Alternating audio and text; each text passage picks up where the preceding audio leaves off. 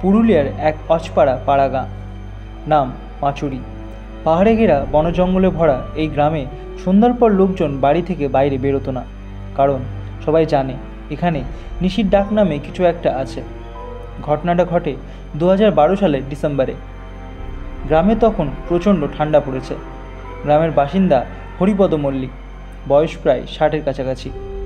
একদিন রাতে তার গরুটা গোয়ালঘর থেকে নিখোঁজ হয়ে যায় এবং সেই কারণে হরিহর মল্লিক লণ্ঠন নিয়ে খুঁজতে বেড়ায় তার গরুকে।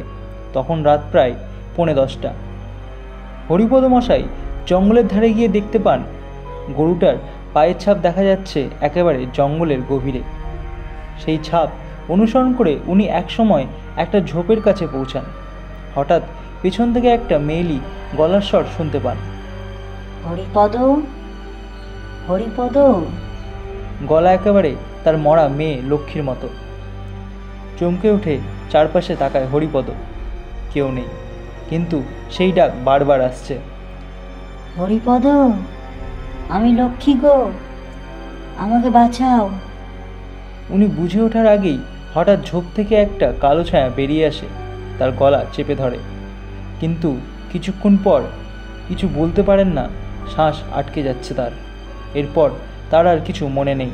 পরদিন সকালে গ্রামের লোকজন জঙ্গলের ধারে অচেতন অবস্থায় হরিপদবাবুকে খুঁজে পান। মুখ ফ্যাকাশে হয়ে গেছে ততক্ষণে, চোখ কোটরের বাইরে, জিভা কাঁপছে। অনেক কষ্টে হুঁশে এলে শুধু একটাই কথা হরিপদবাবু বলেন, ওটা আমার মেয়ে ছিল না, ওটা নিশি।